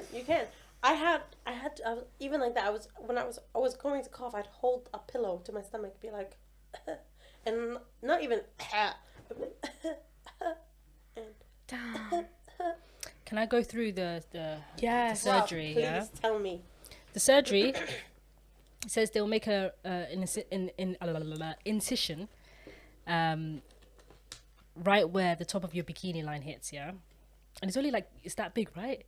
It's tiny. You know, when I look at my It's not scar, big, yeah. my scar is literally Yeah. like that big. I think mine was like, yeah. Is it wide up you? Not that wide, but I think obviously my baby's head was fat, man. His head was stuffed, man. Yeah, they probably had to, yeah. Wait, so if they open it like, what do they do? Stick their hand in it like that and bring the baby out like this? Yeah. That sounds weird. Yeah, so when they make the incision, yeah, they'll cut through a layer of fat first, yeah? And then they'll reach what's called the fascia, is that how you pronounce it? Yeah. Which is a tough canvas, like a layer that keeps everything inside. Next, they'll go between the two abdominal muscles that run on either side of your belly button and cut through the peritoneum, which is a thin layer of tissue that lines your abdominal cavity, yeah? And then at this point, they have arrived at the uterus, which is about the size of a basketball when you're full term. Once they're in, the surgeon will break the amniotic sac, reach in and pull the baby. And that's when you'll feel the tugging. And then they'll cut the umbilical cord and pull out the placenta. And then the longest part of the surgery is sewing everything back together. So they're cutting through fat. They move your abdominal muscles. Like, oh my God. What's that thing called? The pain. Diastasis? Yeah. Right? When Muscles you're move apart, yeah, and then it hurts Yeah. for a long period of time. And also you don't have any cores. You have to actually do the exercises they recommend of even going to physio or seeing specialists. That's really crazy. Because building up your core after pregnancy is hard, but building up your core after cesarean section, Oh, I didn't do that, you know. that's really hard. I still haven't done that. Mad. Do you think your bladder was affected afterwards? My Because blood has been always crap, to be fair, completely honest. I till this even- day, I yeah. have trouble. Like, I'm not saying I piss myself, The but fact that I've even managed to drink this, because I will avoid drinking any water because I have the bladder of like a heavily pregnant woman. yeah, I cannot hold my pee. I have to go. Like I'm really that's really that's surprised. me now after the C-section. If I need to go to the toilet, I have to run, Yeah. bro. I don't waste Like any time it's now, like man. intense, Yeah, but that's crazy because your baby didn't come out of you that way. right? But here's the So thing. mine came out of me that way. It's still weakened. My whole because done There's now. no- pelvic you floor. can't hold. You Pelvic can't floor's strain. gone. Yeah, but your pelvic floor is still affected during if you even have a cesarean. No section. way. Yeah, it will never return. I was speaking to one of my colleagues, and she was speaking. But to you one can of the train it up, specialists. right? You can train it, but it will never return to what it was before. Mad. You will never. Ever No. in your lifetime. No, and cesarean, Mad. yeah, it will never return. And you go through all of that for the child to look like the dad. Can you imagine? Listen, at least yours maybe looks like a bit like Mine is my twin. I can't complain. Alhamdulillah. blonde, white. He has like greenish bluish eyes. I was gonna as say, well. don't say blue eyes. Yeah, greenish Aryan bluish race. eyes. Yeah. I've had people say that he does look like me though, to be completely honest. And I was like, okay, I don't see it. I appreciate it. But blonde with blue eyes That's and that's the most far from you. white Adan. By the way, Adan is white in Somali. Adan, baby. Oh my god. What did my mom say though to me? Even Barambara is white, so don't worry about it. What? That is insane. Yeah. Yeah, the recovery? No, thank you. Recovery, No, thank the you. postnatal period as well, mental health. Bruh, pregnancy is wild. When did you start to feel like better? At what point? Honestly, January. This January. Yeah. And even then, I would say, like, it wasn't like I was just going through the motions. I hear that. And I it would feel come like- in waves sometimes. So Yeah. you feel like you're okay. Sometimes I'm like, And then the I next love day- him so much. Sometimes I'm like, I cannot stand you. You ruined my life. Yeah. But it's completely changed now. I look forward to seeing him. I love him with all my heart. When he wakes up in the morning and I see him in his cot, like, I'm just like, Oh, I know. No. and I just look at pictures and I'm like, he's actually perfect. But it took a long time to get to this place. Like, I've not everyone has, like, the resources. Like, I've gone and seen, like, specialists. I've spoken to people privately as well. I've done what I needed to do to get to that point, but it's not easy. Not everyone has access to that. Mm. You know, now, Mm-hmm. knowing what you know and going through what you've gone through, No, I'm not doing it again. Were you love gonna how ask me you that? knew that was Yeah. what I was gonna ask. Yeah, I'm not doing it. I've already told like, I'm happy with one. Yeah, one and done. I'm one and done. You know what's crazy? Yeah. I feel like I'm one and done as well. Yeah. But at the same time, there's that like lingering hope that like I'll find the love of my life and then I'll want to have another one. I kind of do want to have another one, but like, Sorry, my face. Changed. but like, I don't know how to. I don't know, man. Because where I work, like I'm around a lot of children, a lot of babies, like a lot of cuties, and as well all of my friends, not all of them, but quite a few of them have had a child recently, and like just holding a baby, I'm like, my ovaries are like. But then I don't know. I feel like I'm one and done. I'm so happy with mine. Yeah, it looks Wallahi. cute from the outside. It but, does look cute but from when the you're in outside. it, and you're sleep No, it deprived, does. it's not. It's not cute. I've been quite it's not lucky cute. as well. So my kid's not been bad. Like, he never used to wake up consistently through the night. Like, he'd go to bed at 11, and when he was a really, really like small baby, I put him to bed at like 9. He'd wake up at 11 to have a feed. He'd go back. Yeah. Like, as soon as you put like a breast, a bottle, he'd go back to sleep. Oh. So it was not any problem. But no, what if the next kid is worse? Do you know what they That's say what I'm though? saying. That's what I'm saying. The majority of your experience as a new parent, a lot of it does come down to the support system that you have, right? And if you don't have a good support system, you're gonna have a harder time. Like, it's just natural. Yeah. Yeah. So that's the other part of me that's saying, okay, the first time you didn't have a support system, maybe that was why it was so shit. Yeah. But maybe the next time I'll be able to you- enjoy it more. Are you a person who asks for help though? You know what, yeah? I'm an only child. Okay. I don't know if you've seen the beginning episodes, but No. I'm an only child and I have grown up on my own. Like, I've never had to ask anyone for anything, and I've never wanted to ask anyone for anything because I can just do everything by myself. Exactly.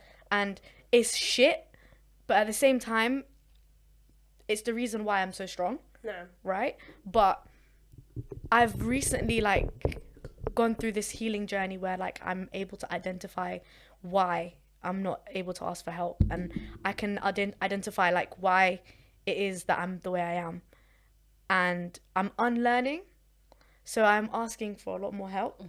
As Sawia knows, like if I need something, like I will kick myself before I've asked, and then I will just say, just ask.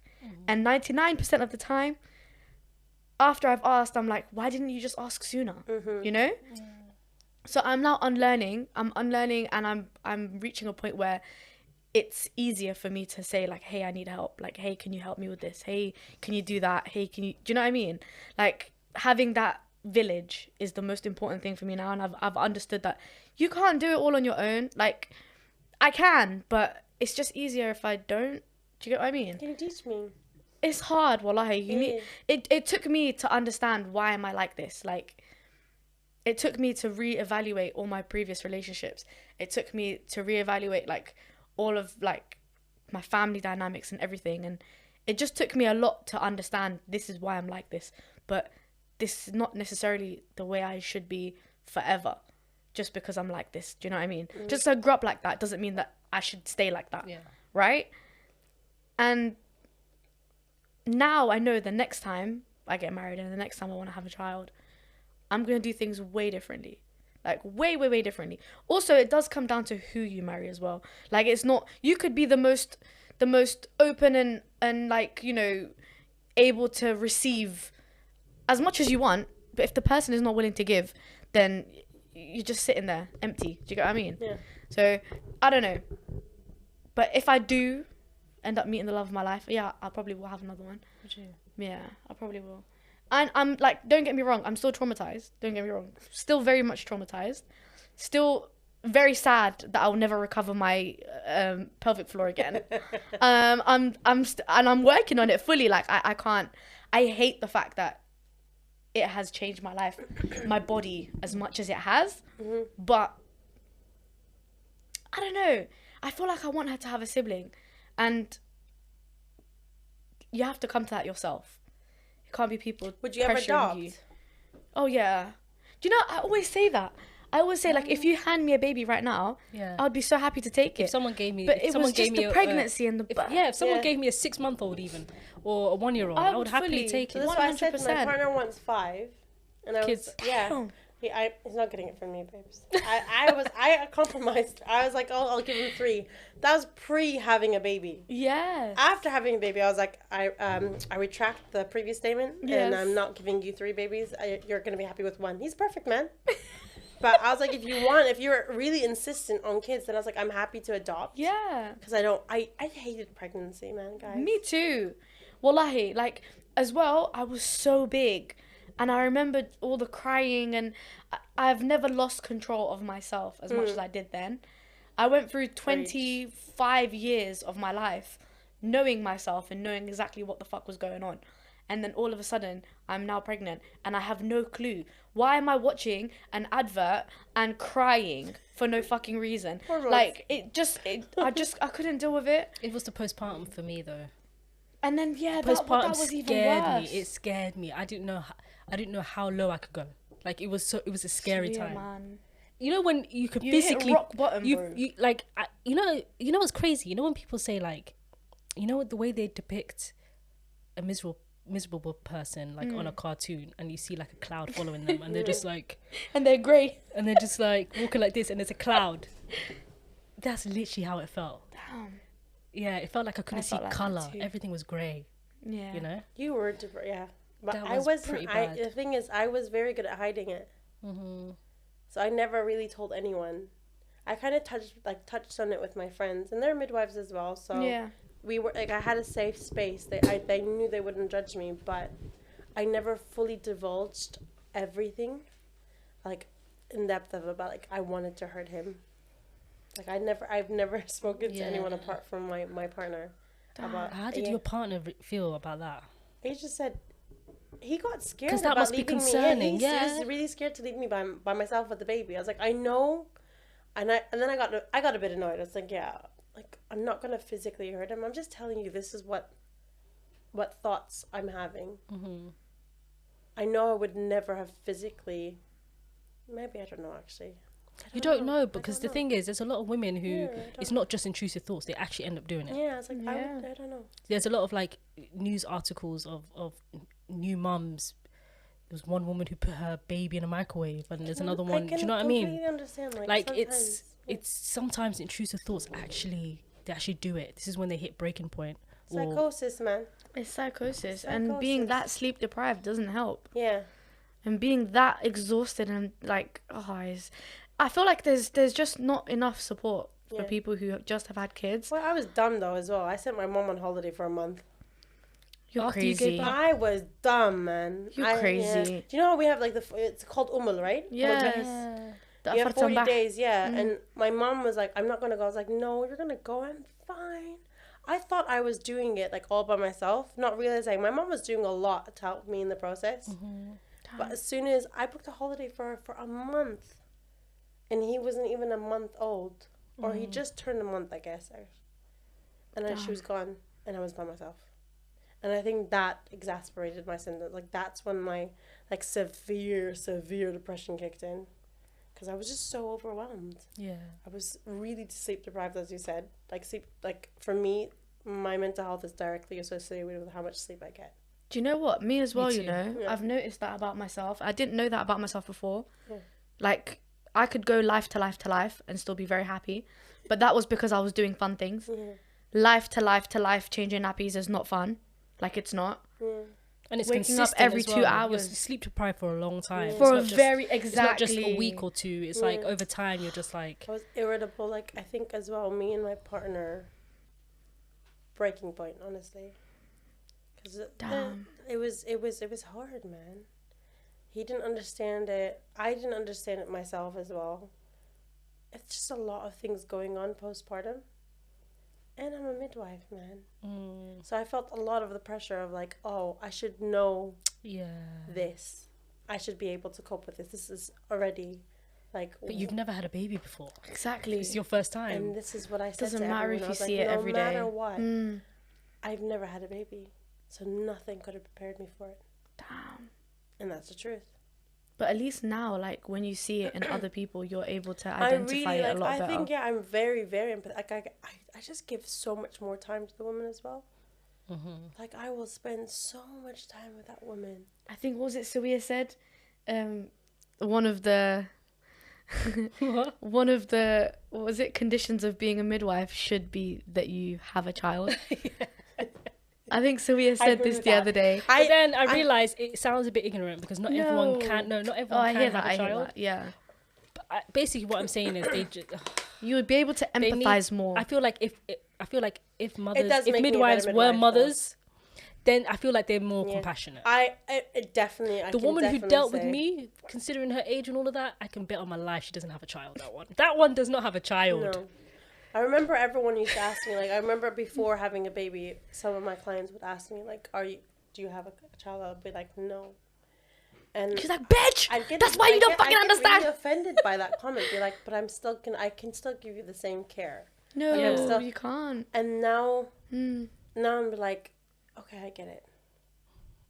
Like, I know my colleagues, I know a lot of them they don't have kids, and then they'll give me the best care. Like, both of my like best friends are midwives, and they don't have any kids, and they were super, super supportive, but I don't think they would ever understand, or they can't. They've never felt the pain of contraction. You have to go through it. Yeah.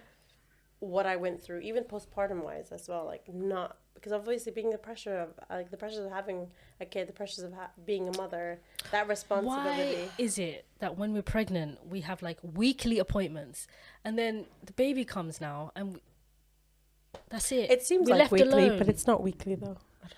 I don't know about Chelsea and Westminster. Do you know what I felt? Like, I No, I understand was where towards Sylvia's coming from. the last trimester. The last trimester. Yeah. It was like a weekly or even 2 weeks, Yeah, but I was seeing her It all the feels time. like weekly. Yeah, It feels like you're weekly. always in the hospital. Literally. It feels like every day. And Like, I you're just constantly Literally, there. we became brethren. I love that woman. Literally, me as well. I became brethren with my midwife. Yeah, like, it's mad. I liked her so much. Bless her. Like, she was a good one. But like, you know, after the baby came and she came to my mum's house for the last time, I think she came in the first week, and then she was like, okay, well, that's it. It was nice knowing you. Yeah. And I felt so sad. I was like, where are you going? This is when I need you the most. What the fuck? I know what I she was means, so though. sad. So, I was, well, I know and what then you mean. after that, it felt like I was just left in the dark. No, I know what you mean. Because even me, when I was pregnant, it was constantly, Constant are you okay? checkups. You all right? How's it going? And then as soon as you give birth, like, and I'm not saying that like never thought in of a this, jealous though. way. Well, it's not like in a jealous way. I've never thought of that. Yeah, because all of a sudden now it's like the baby, I still see my midwives, and no 'cause one they're cares my about you. friends.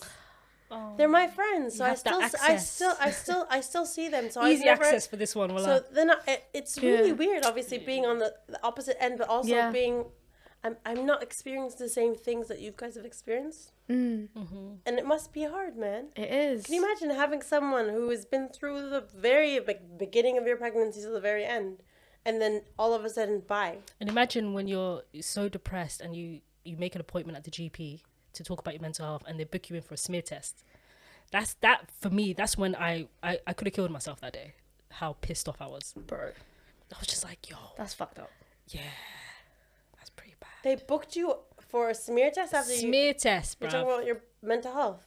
Yeah, this was literally. Sometimes people are just so dumb. That's just common sense, man. Some people lack common sense. Please, that woman at the receptionist. please seek help, okay? I could fight that woman. I swear to God, I could actually punch her. I would happily punch you. GP reception. No, I wouldn't actually. I've got a CRB that I need to keep clear. I wouldn't punch her, but I would punch her in my head. You know, I'm like actually... you said, okay, intrusive thoughts. I wouldn't act out on them. I'm actually surprised that you are here on camera, you know. Why, man? Because we've got a friend who's a teacher. And she's like, if I ever come on your podcast, I'm going to be sitting like behind the camera. Yeah, but you have to remember, Miss, I saw you on YouTube. Miss, Yeah, but I saw she you can on have a life outside of school. Fuck them kids. No, I'd look at you and be like, No okay, fucking so no what? kids, I don't care. please. None of that, please. Not literally, but She you know what I mean. retracts the previous statement said on. No, but you know what I mean. If I was a Podcast. teacher, I'd be like, yeah, and Wow. I know sometimes I'm like so. Yeah, but also, Move from me. no, come on, kids are mean. Like, oh, miss, I heard you talking about your. Oh. No, I'm sorry, that's But crazy. also, no, but I think I hear it. this To is be my honest, Yeah, I I hear hear it. experience it. It depends as on well. what year group Yeah. that you teach, to be honest. This is my personal experience. Like they can't. Yeah. I'm hoping that it won't be. There shouldn't be any backlash. No, they But shouldn't. there there shouldn't, is. Like there we need to isn't. talk about things. No, I but you're wanna- talking about your Yeah, my experience with personal motherhood. experience, You yeah. don't talk about your job or anything Listen, like that. So. I've not disclosed any confidential information. GDPR. I've even kept the name of my hospital out. Yeah. Tell you guys about it later. Because it sounds lit. Listen, that's what if It you ever sounds do so want to have lit. another baby, you come there. Okay? Beep. No, it sounds lit. Like, I'm definitely not going back to Chelsea, Westminster. I'm definitely not going back. I'm not associated to this, okay? So if anything they've said about Chelsea Westminster, I'm not. telling you. No. Listen, Next baby Can I I ask- have will can I not ask be you a in Chelsea question, and though? Westminster either. you know when you're on your shifts and you're feeling a bit tired or whatever, do you get suck on the Gas gas? and No, air. I've never. No. The first time I had gas and air was when I was in labor. No. Swear. What? You didn't even want to Listen. give it a little No, cheeky just try? don't hire me. I'm a law-abiding. Well, I'm so scared of doing things. No. I'm the biggest fully. Wait, Like, have you ever when I watched? say fully, I'm saying pussy, guys. I'm the biggest fully ever. Have you ever watched that show? What's it called? Sons of Anarchy. Yes. And then the girl Tara, she goes into the office, quick morphine No. on her shift, No, living her life. She'd actually go to prison for that, by the way, because that's a CD drug, and it's literally giving drug addicts. it's literally it's like monitored. If at the end of the shift any of the drugs go missing, they call the police. Do they monitor the gas and air? No, not the gas and air, but the morphine they do monitor. Crazy. Yeah, there's like we have to go through. Yeah, morphine is- We literally count the drugs at the beginning and the end of each shift Crazy. to make sure that everything is there. And if one thing is missing, and it's unaccounted for, they have to call. Like it's like a big deal, man. Yeah. A massive Crazy. deal. Can you imagine how many people would like be taking some things, man? Listen, if I was at NHS, don't hire me because I'll be gas and air. I've never done it until I was in labor.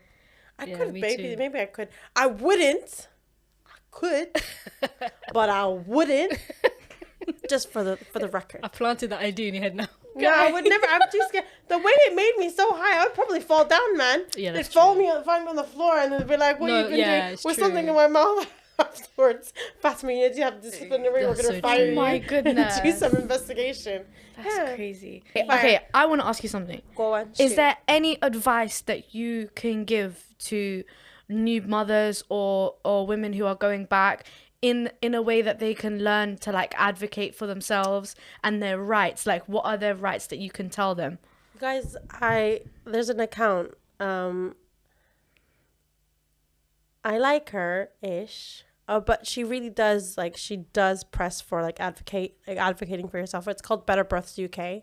You can give it give it a look. I follow. She is a midwife on steroids. She's not a midwife, but she's on steroids. She literally advocates for autonomy, Yeah. for basically advocating for yourself. She'll give you the information as well. If anything, you could even do your own research as well. Yeah. Like you can read up on it, find out what the statistics are. In every hospital, there are statistics, protocols. You can find out what the statistics they're using, if they're up to date, if they're not up to date, and then just question them. Okay. Just question everything, and ask the people if they're like offering you something. If that's not what you want, ask them if there's an alternative, and then if you don't want it, just say no. They'll go through everything with you, and they'll tell you like this is why we're advising it. I have one more question. Yeah. 42 weeks. Yes. Yeah. after 42 weeks, Yeah. is it really very dangerous for you to continue the pregnancy? Well, statistics show different things, obviously, but with 42 weeks, we don't recommend it because the placenta is not as effective. Okay. Yeah. But then again, you can read up statistics and it will say something else. It's up to you to Okay. read up the statistics on what's out there. And if you see it, make an informed decision. Because they really pressure people, you know. They do. They did really, like, they were on my ass. They were on my ass, literally, like, when Hannah was, like, reaching 42 weeks. Because she was born 41 and 6. Yeah. So when I was approaching 42, tomorrow we're going to induce. I was like, no, you're not. Give it a couple of days, love. Like they said, this placenta doesn't know that you're 42 weeks.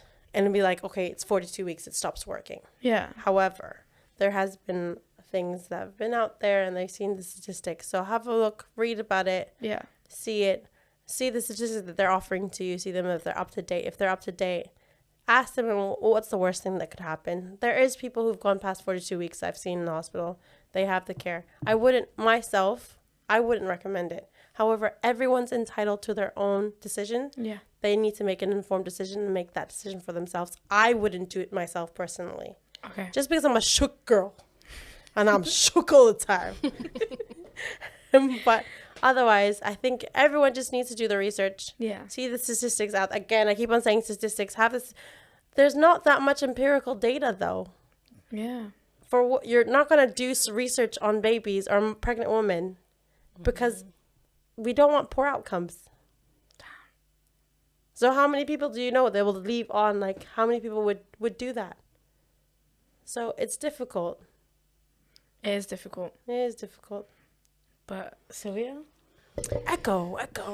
It is difficult. No, I'm just sitting here thinking, where did the 2 hours go? Like, I'm just like, hold on. We talked about a lot of things, We but then did. not nothing at the same time. There's a lot of things. I feel like we would start making a point and then we'd talk about something else, then come back to it, then talk about something else. I then mean, you come don't back need to to... post this episode. I just had so much fun with you guys. I'm happy. No, I'm gagging to post something on YouTube, bruv. It's been 2 months. So excited. No, you were such a vibe, man, innit? I'm Wallahi, excited. such a vibe. Excited. Because you know when we have a guest on, like, no, with like Rhea Ellen, for example, we knew her personality already. Yeah. But with you We were the had no first idea what you'd person be where it's like. like, we don't know how she's like, we don't know how she looks like. Yeah. Sorry, my Instagram guys is private, so they didn't see it. Yeah, so I was thinking, who is she? What's her Is vibe? my display pic like a picture? Just it's of, like a random. Yeah, man. It was Dominican Republic, man. Can I just say though, guy from Made in Chelsea, sponsor me. Who's that? These are amazing. Jamie Lang. Jamie Lang, That guy that's just got married Bliss, recently. the blonde guy Yeah. from Made in Chelsea, sponsor Did us. he make this? Yeah, This that's is his his, company. it's his You're baby. lying. Candy kittens. Oh my god. He seems so annoying though. Don't say that. Sponsor us. We love you. He annoys me so much, but this is nice though. Can we just say though, thank you, Fatima, for joining us. No problem, man. Thank you for having me, guys. We actually have had such a great session. Listen, if you ever want session. me back again, just let me know. Oh my god, we probably would. Anytime. Anytime. Literally have me back. Listen, if We you want would. to continue next time, we can do that as well. I mean, listen, don't tell me. Listen, I was so excited. I was like fangirling, so I was like, whenever they say, I won't come. No.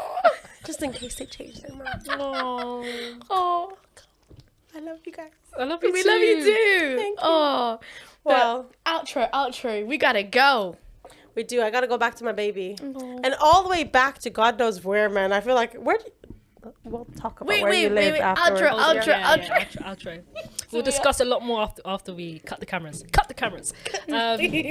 Thank you guys for listening. We are so glad to be back on your screens. And to everyone who harassed me on TikTok, Are you happy now? are you happy now? I hope you're happy. Fatima, thank you so much for coming. Thank you, Thanks for having Fatima. me. You were such a Girls, man. vibe. You were such Thank you a so much. vibe, man. Listen, you guys are honestly vibes as well. Sorry, your accent. Where did that come from? Talk about it after. Okay. Okay. Also, All right, guys. kudos to you though, being a midwife. Thank like, you. honestly, I'm proud of you, girl. The reason being is because I don't think I could. It's hard work, but I don't love think I it. could. Like, I do love my job. You have that compassion. I can tell though. Yeah, me I too. can tell you have that like. Next time I compassion. have a child, I'm coming to your hospital. Yeah, 100%. details as I Cut the cameras. Bye, everyone.